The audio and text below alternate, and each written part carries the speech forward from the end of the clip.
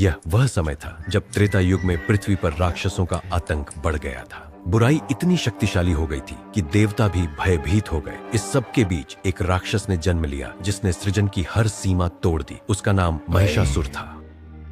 महिषासुर अंसुरा और भैंस का पुत्र ने अपनी तपस्या से भगवान ब्रह्मा को प्रसन्न किया और अमृता का वरदान मांगा।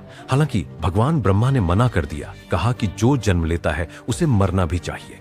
लेकिन महिषासुर ने चतुराई से दूसरा वरदान मांगा कि उसे कोई पुरुष या देवता न मार सके। वरदान प्राप्त करने के बाद महिषासुर का अहंकार बढ़ गया। उसने देवताओं के राज्यों पर हमला किया, स्वर्ग पर कब्जा कर लिया और यहाँ तक कि इंद्र को भी हरा दिया।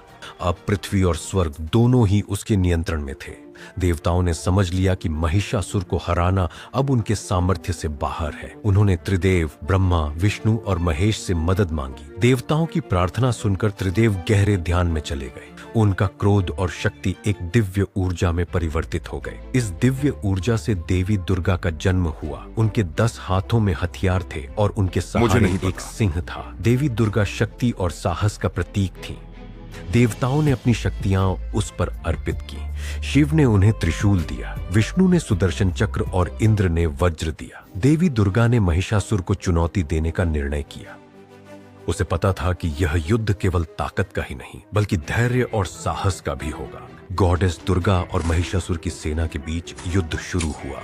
यह 9 दिनों तक चला। प्रत्येक दिन देवी दुर्गा ने राक्षस सेना के प्रमुख योद्धाओं को पराजित किया। महिषासुर अपनी हार से क्रोधित हो गया। वह स्वयं युद्ध क्षेत्र में प्रवेश किया, लेकिन देवी दुर्गा उसकी हर चाल चाहती थी।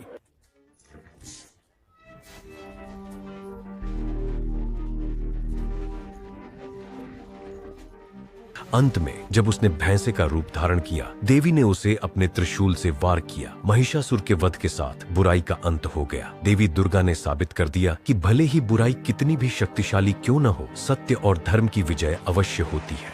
यह त्योहार अच्छाई की बुराई पर विजय का प्रतीक बन गया। यह कहानी हमें सिखाती है कि साहस और धैर्य के साथ सबसे बड़ा बुराई भी पराजित किया जा सकता है।